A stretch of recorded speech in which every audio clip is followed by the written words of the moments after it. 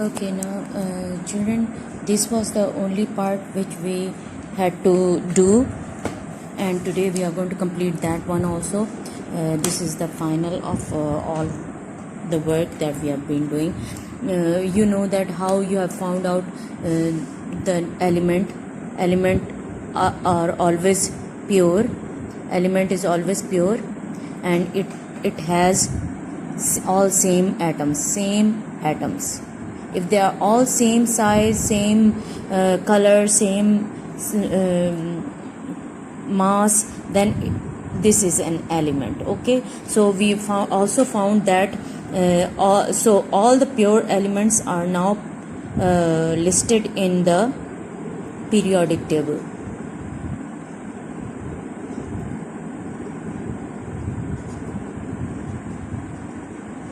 Okay, so there are approximately 200 approximately. In the book it is written 218 or something like that. Let's not go into the detail right now. There is still a lot of confusion in that some people say it is 105, 200 and 220, 218. So it's still not, let's not go into the details of this. Just if you write down 105, I'll be accepting it, and if you write down 218 or 8, I'll still accept it between these two values. Okay, now what?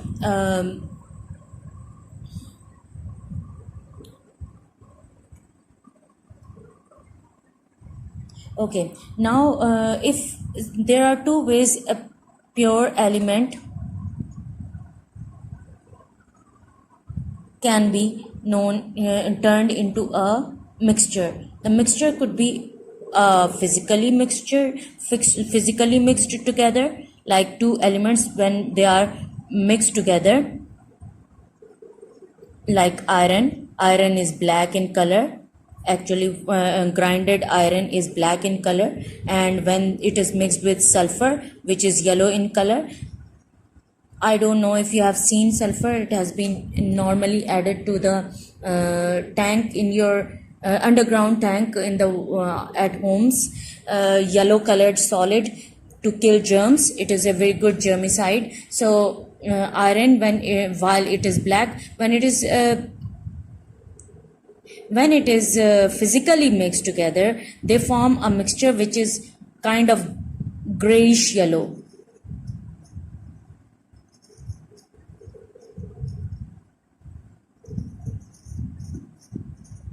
So in other words, no heat is involved to mix them together. They are one is a yellow powder, the other one is a black powder. When they are mixed together, they form a greenish yellow powder, and nothing is changed, and no heat is involved. So this is known as a physical mixture. You can say it is a physical change also. You remember we have already talked about physical change and chemical change.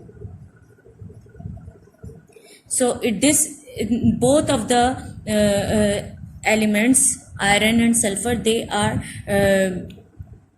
withholding their own properties, individual properties. Nothing is happening. No new thing is being produced. No heat is gained or lost.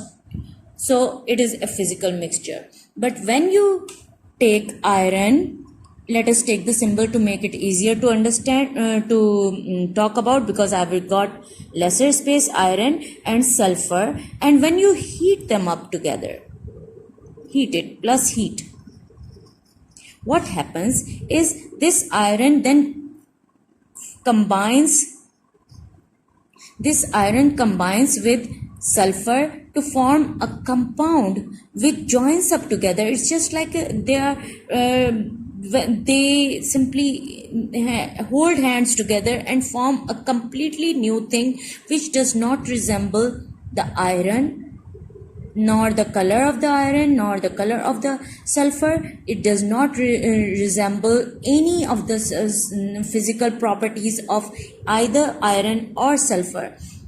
Iron sulfide is therefore known as a compound. This is still got, it's still an element because it's a mixture of an element. This is a mixture, this is not a mixture, this is a compound. Okay, so compound do not have the same, they do not retain the same properties of the individual elements they are driven from. So the iron and iron sulfide, they are both, as you can see, all completely new properties, new, it's a different solid, and completely new thing is produced, and they cannot be separated. This mixture can be separated, but compound cannot be separated. If you pass through this yellowish, grayish yellow mixture, if you pass a magnet, you know that iron will get attracted to the magnet, but the sulfur will not. So therefore sulfur will be left in the dish, while iron will be separated from this mixture of sulfur and iron. But this one is not, even if you pass magnet 1,000 times, nothing is going to happen, because this has completely new properties. It is just like completely new. No, nothing is the same as before. So compound is different from element, and completely new substance is produced, and we cannot get the original thing back from this. We have done this physical change and chemical change also before in the previous classes, so I'm not going to go into the details of this. Let's go and check out the questions at the end of the chapter now. The problem that comes over here is, again, if you look at the second question, copper oxide behaves like iron powder when it is mixed with sulfur. What would you expect to happen if the if the powders were mixed together? When they were physically mixed, nothing is going to happen. Copper is going to retain its goldenish, copperish color, while the iron is going to retain its iron color and powder. Now, what happens when they are heated together in a test tube? Nothing new is going to be formed, because iron is also a metal and copper is also a metal. Okay, now here they are saying that it is mixed with sulfur, sorry. So copper is mixed with sulfur. When copper will retain your goldenish, yellowish color, while sulfur will retain its yellow color. When they are heated together, again, when they are mixed together, nothing will happen. But when they are heated together, you know that copper is going to react with the sulfur, and chemically combined with sulfur, and it's going to form copper sulfide. Now copper sulfide, again we come to another part of the chemistry, copper sulfide, iron sulfide. We have talked about copper sulfide. Why are we saying sulfide and to sulfur, and not like sulfur copperite or sulfur ironite, something like that? There is a rule to that also. Now in a periodic table, you must have seen that I've told you that all the metals are more than the non-metals. If you look at the periodic table, you have got the 2 columns here, then you have got the box over here, and then you have got 3, 4, 5, 6 and 7, and then you have got a bigger column over here. So you have got the columns are known as 3, 4, 5, 6, 7. Okay, 3, 4, 1, 2, 3, 4, 5, 6, 7, 8. Okay, this is how the columns are numbered: 1, 2, 3, 4, 5, 6, 7, 8. So remember that is the numbering of the columns. Okay, we also call them as groups. These are also known as groups. Groups of the periodic table. Do not forget this, it is very important. Okay, you will continuously be working with groups, continuously, non-stop. So please pay attention. Now these staircase elements, if you remember in the last topic also, I told you that these elements, all the elements under the staircase, these elements and these elements, all are metal. So there are more metals than non-metals. All the ones above the periodic stair and till the end are all non-metals. So please remember these things. Remember, when now we come to the naming. Now all the metals are over here, the non-metals over here.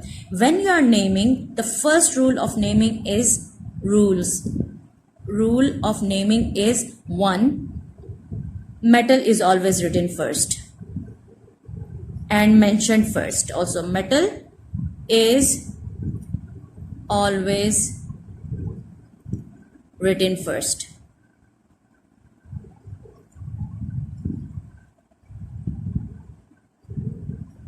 While the non-metals obviously will have, if the metal is always written first, you understand that the non-metals have got to be written second. So we know that iron was first and sulfur is a non-metal. It comes under the non-metals, so it will come second. So that is whenever the metal is written first, the metal will retain its name. Metal's name does not change. Does not change. Therefore, this compound FeS will still retain iron. तो name में क्या आएगा जरूरी? Iron जरूर आएगा. And the sulfur, what will happen to the iron? Iron will remain as it is, while sulfur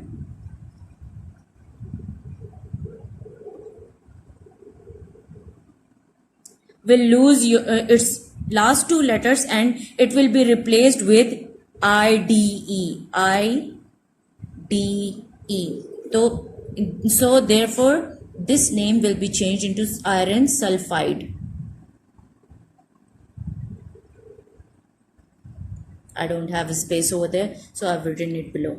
Please remember that. So what will be the name of CuS? What will be the name of CuS? CuS, can you please write down? We can easily say copper sulfide. Okay. What will be the name of FeO? Can you please write that down? Iron and oxygen. So what will it be? If you are write down IDE, then you write that down for me. So this is your exercise for this week. And I will give you a few more. Just wait a minute. So this is what I want you to do. This is the exercise. This is what you are going to do this week. I hope you understand, and good night and have fun. Hello, I wanted to say that we have talked about mixture. If you know, there are two types of mixtures also. One which are atomic mixtures and the other are the molecular mixtures. Now we will not call those atomic mixtures as atomic mixtures and molecular mixtures, they are both the same in one way or the other,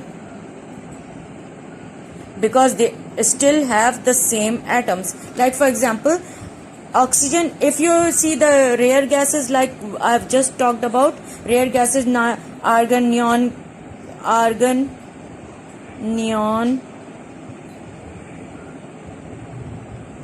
krypton, xenon and radon, all these are rare gases and they are monoatomic. That means their atoms roam around freely. They are not attached at any place. So this is wrong way of making it. It should be like this. All atoms are roaming about on their own. they do not move in pair. But there are some gases which always move in pair, like hydrogen. Although it is a gas and it is element also, but it cannot live alone without a friend. So hydrogen is always present as a diatomic molecule. So wherever you are going to make hydrogen, they are always found in the form of pairs. In the same way, oxygen is also found as pair, and nitrogen is also found in as pairs. So a mixture can be atoms. Mixture can be atoms and molecules. If you mix argon gas with the hydrogen gas, then you will form argon hydrogen mixture. They are not chemical compound together, but they are diatomic gases. So let us list down the gases which are diatomic. Nitrogen is written as N2. That is why we write down this 2. Okay, this one is, you already know, A, atomic mass. This is Z. But if you have any number over here, then it will mean that that number is telling you about the number of atoms in that molecule. So it always exists as a diatomic gas. Let me remove this and this. Okay, so the number of atoms are written here. It's a diatomic gas. In the same way, oxygen is also diatomic. You will write down O2, and hydrogen is also diatomic.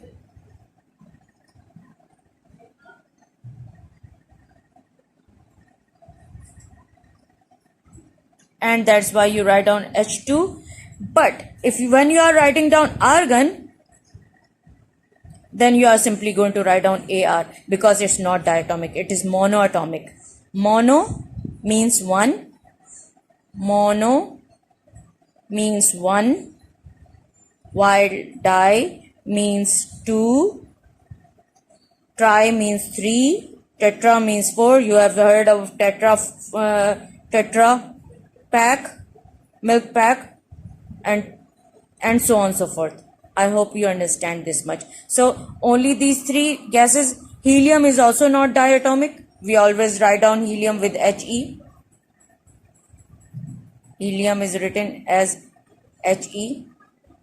Okay, so only these three gases are diatomic, while the rest are mostly monatomic. So still they are pure elements. We will not consider them as compound, although they are not monatomic. Remember that monatomic and diatomic does not make an element into a compound. It is still nitrogen, two atoms of nitrogen, and 2 atoms of oxygen, and 2 atoms of.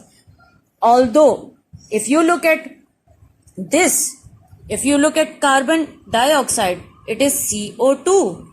That means carbon dioxide is made up of 1 carbon atom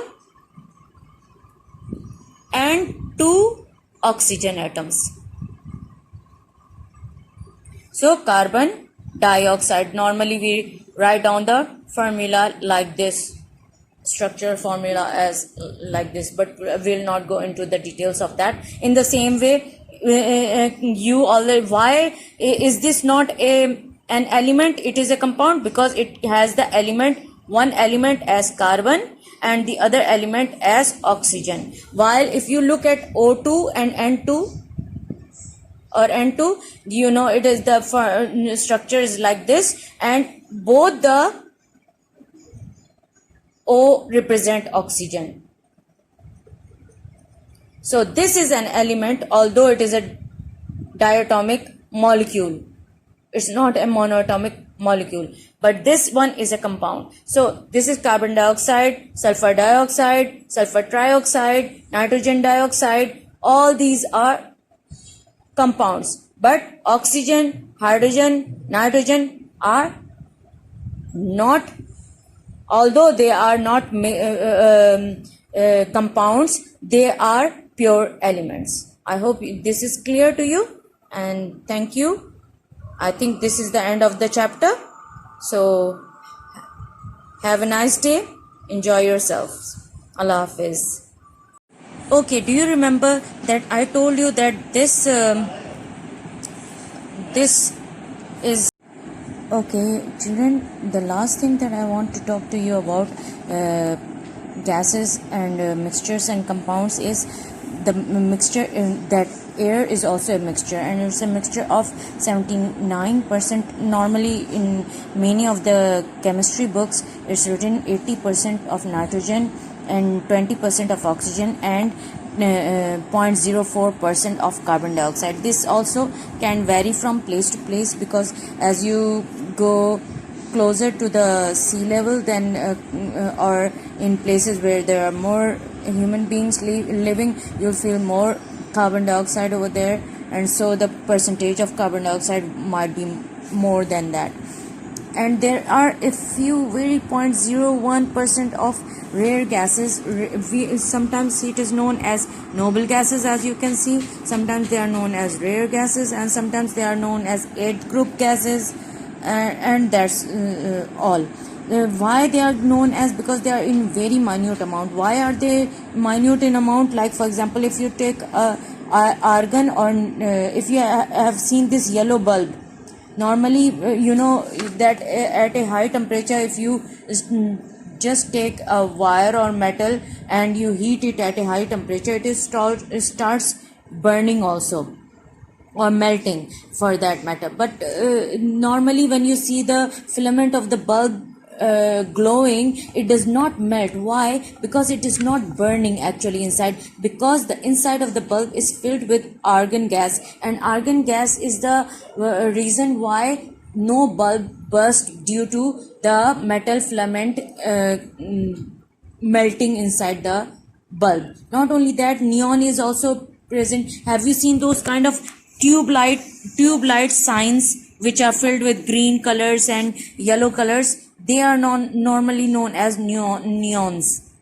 signs. Why? Because they are the symbols of letters which are in the form of a tube, and they are filled up with neon gas, and when electricity is passed through them, they start glowing. Now the case of oxygen, why is oxygen used in the hospitals? Because it is used for burning purposes, or breathing processes. And oxygen again, okay, I will tell you about this one later. Oxygen is also used in a welder's shop. If you have seen those kind of high heated flame that it appears white when you bring it near to the metal, that is also known as the oxyacetylene gas, and it can also burn and produce such a high temperature flame that the flame melts the metal. Then there is the nitrogen. Nitrogen is a non-reactive gas. If you fill it up, it's not very at all reactive. That is why most of the time it inhibits burning in the air also, because of it is 80% in the air. Then it is used in the fertilizer. Everything, our protein in our body, the protein part, the flesh part, or in the plants also, the stored food is in the form of protein, and therefore plants need fertilizer, and fertilizers are NPK. If you remember, I've told you nitrogen, phosphorus and potassium. So they are used in making fertilizers, also used for freezing. Nitrogen is a very super cooled liquid. It has a temperature of below melting boiling point below minus 392 degree Fahrenheit. So it is far below 0 degree Celsius. So if you have liquid nitrogen and you put your hand near it, it will freeze so much that a touch of any if you hit your hand which has been kept under the liquid nitrogen, it will break just like ice into cubes, pieces, and brittle pieces like that. So it is also used for super quick freezing process. That is also used in the medicinal cases also, where they have to shut down the body very quickly, so they use this method of nitrogen cooling. Then some fizzy drinks, we fill it up, you know that all that fizz that coming out, the bubbles that come out of cold drink bottle is because of the carbon dioxide. Now I want to tell you one important thing. Last time also I was going to tell you, and I just skipped that. Wait,